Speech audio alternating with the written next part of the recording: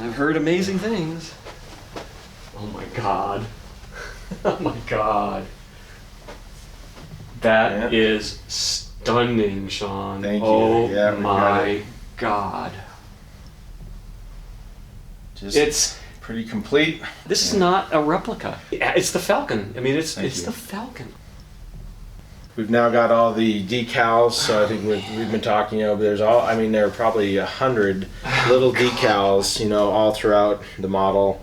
Exact decals that were sourced back in the day that they would have used when they built it. This is shocking. The cockpit, I'll switch around with you. The cockpit there is the exact replica of the cockpit, all scratch built, use the same lighting techniques. Kind of make it, and the best part. And they wouldn't have used any film in there because it would have reflected lights, which would have showed up in the effect. So it's you don't want windows. Exactly. Oh my god. So the best part about it, though, too, is that for transporting it, we can just take it out, which is very much what they did in the day. You kind of have your independent source powered lights. Right. Stick it back in there, and so it makes it kind of nice for transport, but it just literally fits nice and snugly back in there. Just enough. And then you've got... Is there, do you have a registration key on it so you know exactly where? I pay attention to the little arrow is right in between those two greeblies. So we just kind of line it right up there, and then you can do a kind of fine tuning on that there. This is not a simple project. No, so it's been about 2.5 years of construction, built completely by hand. With some blueprints from a group of guys that have done so much research before I even got involved in this project. Is the whole base structure, did you try to even reproduce how they built it? I did very much. So you really have there's an acrylic core center that 4 feet in diameter. And then to get that dome structure, those are actually acrylic blow molded like you would. I actually went to a local skylight company and had a skylight company fit to the exact dimensions of that dome shape that I needed. And through about 12 separate blows of forming, they came up with 3 that worked for me. That were good. Because in essence, right, you have your top dome, which is a complete solid dome, if you will, to cover. You've got the bottom dome, but yet for this engine plate back here, you need that same exact shape and form to be able to lay that whole engine deck down on that. So you really need 3 domes in order to make, a complete kit there. So then from there, the acrylic, then I would laser cut and measure out for the mandibles there, get those down. And then, as you know, we've been talking quite a bit. We don't know the number yet, but there's probably about 2,000 to 3,000 individual model kit parts sourced from about 150 unique model kits. That comprise all the little greeblies, but for me some of these are rare parts though, right? Very rare. Some a great example would be some of like this big. This is kind of a big engine transmission that's on both sides, called an Entex Wankel engine. That goes back to the early 70s, and kits like that today can run $100, $150. There's a lot of Tamiya race car bits and parts on here. Those are 1/12 scale race car kits, and some today you'll see go up to $300 and $400. This particular model uses 5 of those kits if you're going to use those original parts. So a lot of times you'll get those, you'll mold and cast parts, and then rebay the kit if you're spending a lot. Others you just eat it, and you wind up having a lot of extra model kit parts. Are there any parts that were like that you had to have reproduced because that kit just does not There exist sure were, anymore? yeah. There's a couple of instances. So on the gun, this quad gun, for example, the frame that goes around this quad gun, that we couldn't source. Was that hand built? So that's where I reached out to some friends who 3D printed those, right? So using 3D printer technology, in a few places are used on this model, but what's kind of fascinating is the gun itself. That gun is made of a number of different model kit parts again, right? So some little transmissions, some heat sinks. There's a little heat sink back here that is used in the engines in the X-Wing. It's used in the Y-Wing. Where I saw You'll see them pop up all over the place. And then some little tank tread parts and all that. And then these are the part of the muffler exhaust from one of those Tamiya race car kits. Oh, yeah. Just a little exhaust manifold. Right. And then if the good eye is going to notice, for example, a decal there, that's an F4 Phantom cockpit panel, the left-hand cockpit panel. So you got some great in-jokes that go throughout this as far as the decals go as well. I'm looking. I mean, it's funny because you get lost in the But no, when you start looking closely, though, you actually start recognizing pieces.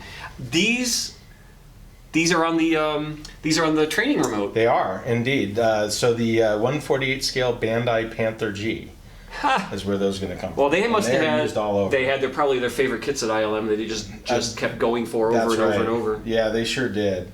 And then one of the other key aspects is just the weathering too, right? So That's what's just the blaster holes. One of the keys to making that and trying to recreate that original filming look was that was kind of this art of having to drill all the way through that acrylic dome, place some model kit parts underneath that, which I also sourced the original kit parts for those, to put behind, and then layering up and doing a very thin styrene coat on that, and then heating that up and pushing that into those holes to try to make that damaged hull, and then the next layer of this hull on top of that, cut that back, and then of course the paint and the weathering through using oil and chalk pastels and things like that. Now, how much of that technique did you kind of intuit from yourself from staring at reference photos versus perhaps also did you talk to some of the original guys from ILM to find out what they did? We have. I've been fortunate to talk to a couple of the original model builders to get some ideas and their techniques, and particularly one of those that came about was just the paint itself, right? Understanding the paint, that you have an overall black primer and then a very, very bright white base coat, and then by throwing thin down, float quilt grime was the key, and that was just a very thin down as you spray it, and the way that kind of brings that gray cement color, we call it, by blending that was one of the keys, and I wouldn't have figured that out if I hadn't had the opportunity to talk to them. This is some of the primer showing through. That's exactly right, yeah. The black primer. Yep.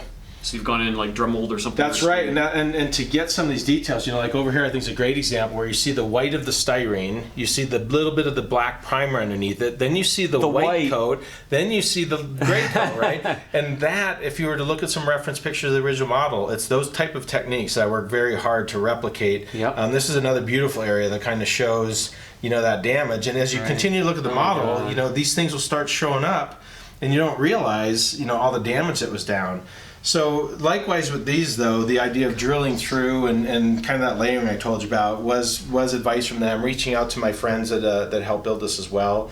So it's just gathering a wealth of information from a lot of people that spent a lot of time doing research on this model, and just kind of reaching in and getting knowledge base all over the place to help give you ideas, of how to create the model. I'm seeing things on this in front of my face that I don't know that I would have seen in the movie, no matter how many times I stared at it. I still do. It is just amazing how things can stand out. And so I can give you a little bit of an opportunity. Go ahead and keep looking down there. I can rotate this up a bit so we can get a little... Whoops, sorry, that was my battery in there. I was going to say, oh my God. Oh, God. We'll go to about there. So all the details painstakingly recreated underneath here. Of course, I don't yet have the gun mount below there. I'm still working out a stand. But all that time that you see on top, similar detailing down below here that has just been a lot of fun. Weathered parts, yep. Oh my God, that's stunning. And I tell you, probably the funnest part of it was all that rust. The rust almost looks overwhelming to our eye, but when we look at the reference photos, they layered a lot of rust. They put a lot of color and, to be honest, contrast in here, so that when we look at this in person, it does seem a bit contrasty, but yet when they filmed this, they had such bright lights, exactly, that washed it out. And the grading process, right? Because every time you do a pass in front of a blue screen, you've got to do copy of layer of film, and a lot of that gets washed out. It does, and so on film we see it pretty much as a white Millennium Falcon, but we look at that full-size set, say when they come in docking bay 94, and Han is standing here and he's got his rag, and it's amazing, right?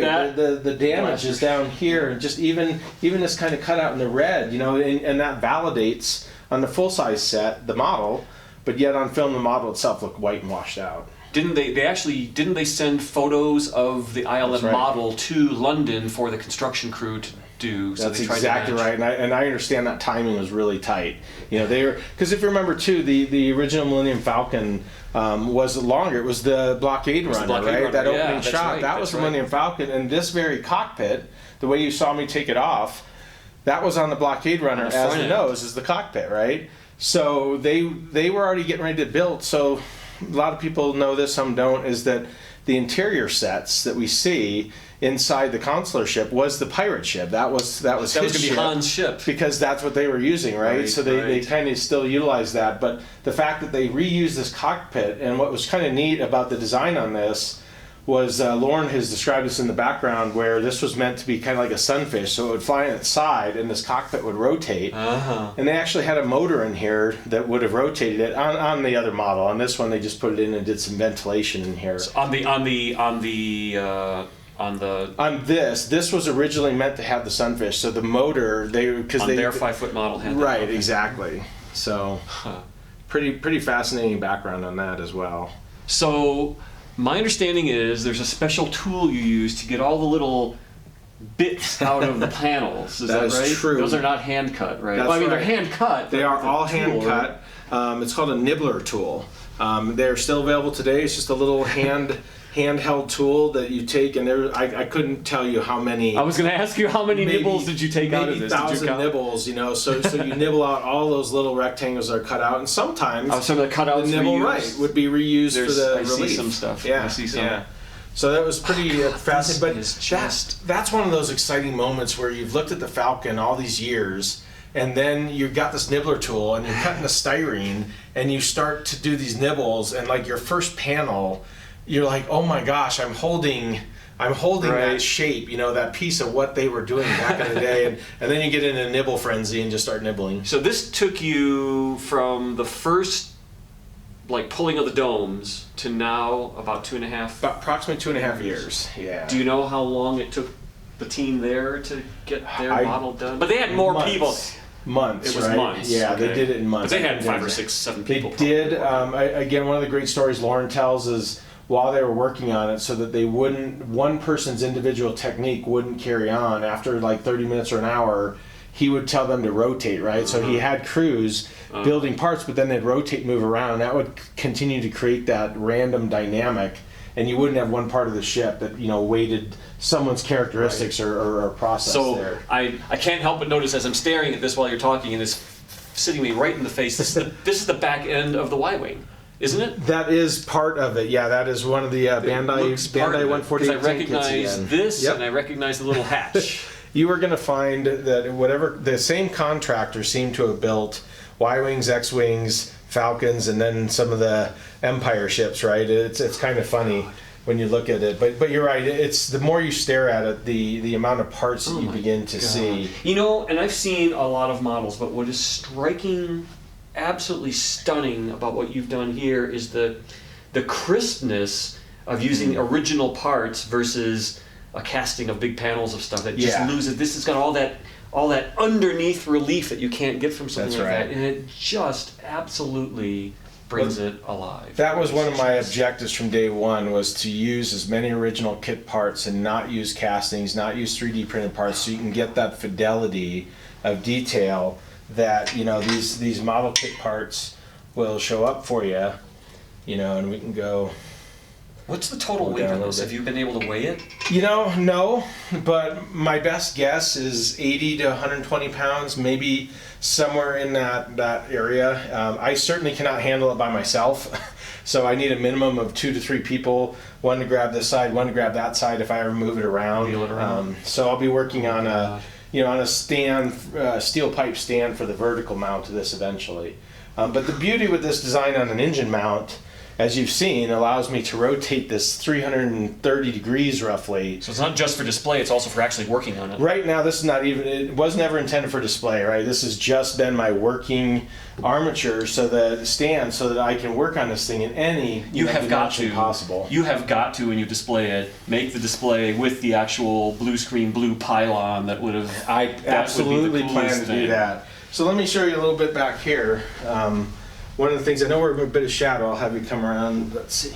So this, kind of hard in the lighting, but if you notice right under here, it's another in-joke. It is another in-joke. My old man eyes have to take my glasses off. Drive safely. Drive safely, isn't that funny? So there are license plates all over this thing. There are Kansas registration IDs and all that. But it is hilarious. A little in-joke like that. And one of the other really cool things, it's hard to see at this point, but so the model builders put their names all over this model in little tiny Letraset letters. So far I put my name and my wife's name on the cockpit, just to again give a tribute back to the original model builders. I literally got this lighting installed today, so you were the first. Now that's a pretty true replication. That sure is. You know, I'll try to get it up to the full brightness right now, but which you had to have been pretty bright because of the really harsh lighting. That's right, and in fact, back then they used a halogen lighting system, right? So even LEDs, I don't think could get quite to that full hot brightness. But they did that original filming miniature from '77 that we've recreated here. That is that lighting effect. It's a Milkplex acrylic. Exactly where that's located with the lighting, where we see in the newer versions, right? Some grids and some interesting inserts to make it more visually appealing to the newer audiences. But this is exactly as it looked in '77. Yeah, how they would have filmed that. But they were using hot things inside. They were. So another interesting point out of that, that some people don't know is. So these actually serve a function, right? These are these cool shade louvers. Underneath these are little 3-inch muffin fans, and those muffin fans were functional to blow that heat out, right? So as they had the engine on, they didn't want to melt the model, so these actually blew that hot air out. Functional. And what's even slightly more fascinating, I realized when I was doing the cockpit, was that we have the cool shade around here. You also have the cool shade on these vents. So these are also ambient air, right? So it allowed so while it's blowing that hot air, it's sucking air in. It's sucking air in. But the neatest find when I was doing the cockpit, there is where I showed you. There's actually another 3-inch fan that was mounted on the back of the cockpit, so that helped push that air because they had some lighting in the cockpit. So that 3-inch muffin fan here helped push the airflow. And I can't help but wonder if some of that design, which I haven't asked them yet, but did they do this design, kind of this circular column? Right. Yeah, it was a cockpit, but there's some functional purpose there, right, to blow that air through there. So I would have never have thought that these were actual functional units that got incorporated into the look of the design. And I'm looking now. I said that about the back of the Y-wing. This is the scale of the back of the Y-wing. Right. That's a smaller version. That was a smaller scale. There, so this is the Y-wing back. Yeah. This is a 1/35th scale Panther Tamiya Panther deck, and so as you can see, they used 3 of those. Kind of chopped them up, cut them to fit, the vents there. So yeah, they did a. Yep, they were and everything kind of connects, right? So just the way the application of all these parts mechanically do appear to all connect, be functional. I think that was one of the keys, getting that weathering, right? And taking that weathering and kind of bringing it down with those oils and grease to make that look like a functional engine vent. Oh my God, they were so good. That's a tank. That is a tank. That is a tank. I recognize the top of a tank. I want to say Brumbar, but I'd have to go back and look. There's only 150 kits I got to remember, so I don't remember them all. And you're right. I'm just now noticing there's little decals everywhere. It's like It's like sub-resolution detail that reads as detail. If it wasn't there, you'd miss it. And I'll tell you what, you'd never see it on screen. But if it wasn't there, you'd miss it. Yep. And that little touch, just adding those near the end of this build, really seemed to bring some depth to this. So it's how they knew. But you have a ejection seat triangle here from a Phantom, and this was like a little Roadster decal that was on it, Champion spark plugs, Kansas registration plates again, and it's so random, but it all works, it works very, very well. Now this looks like an actual functional Allen, not quite an Allen head, but hex head. It's a hex screw. So this is to hold this plate on. That gives you access to your wiring for the lights. That is exactly right. So, and again, it's exactly what they did, right? So when they took this plate off, they had access to fix those fans that the fans went out and get to the lighting. So again, in my attempt to recreate that original model, I've even placed these screws exactly where they were placed. So they'll still get some paint, right? They need a little touch-up paint to finish to kind of hide them there. But this is fully removable, like you said, for that access to do that. Likewise, this whole gun platform is magnetized down, right? So again, the access, if I ever want to mount from the top or bottom, I can just pull that gun plate out and do that. The little quad gun here, that will just come out. It's just a little, insert there. How was that movable on the original? It sure was. And in fact, throughout a number of the scenes you'll see when they're in the original, you'll see that in all kinds of different configurations, you know, but particularly when Han and Luke are shooting, Right. you know, the TIE fighters, Right. and you look at those exteriors, there's times where it's pointing straight up, and then it's like they kind of moved it to try to keep up with the live action. It's pretty neat. You'll see some little details here in this antenna stand. Those are all recreated in position exactly where they were when they filmed it. I did set this up so I can reposition, you know, the angle of this dish however I want, and of course it'll rotate, which is what they did. But it's getting all those greeblies, and this was one of the other cool little details. I'll take this out. Is look at the decals that are along that rim even. So I mean, they even put little decals right down there, which is quite fascinating. Is this all these streaks? Are these airbrushed, or are these hand brushed through? Is it pigment? Is it paint? Are you doing because I know some weathering is done with dry pigment sometimes, right? It's a little bit of everything you just mentioned. Everything. So a lot of there's some oils, there's some streaking, there's some brush, there's some airbrushing. These particular ones, and I feel like I'm able to replicate their pattern. Those, what I did was create just little cutouts on Post-it notes of those little fine strips, and then just shoot that with an airbrush, because you'll find them repeated throughout in similar patterns. So they use the same template, pattern, right? Probably, yeah. So where you see these 3s and 4s of these, I knew those are airbrushed because the pattern repeated. But on many of the others, it was chalk pastels. It was some oil streaking. You know, a number of different airbrushing those streaks. So there's a lot of different techniques to use on that. Well, I'll take it. Thank you. This is fantastic. It is stunning. It is absolutely jaw-droppingly stunning. Thank you. I don't think any photos, and I've seen your progress photos, but the photos just do not do it justice. This is a work of art. Well, Dan, I appreciate you coming out, and it's high praise from you as well. And thank you very much for allowing me to see this. This is spectacular. Very good. Thanks.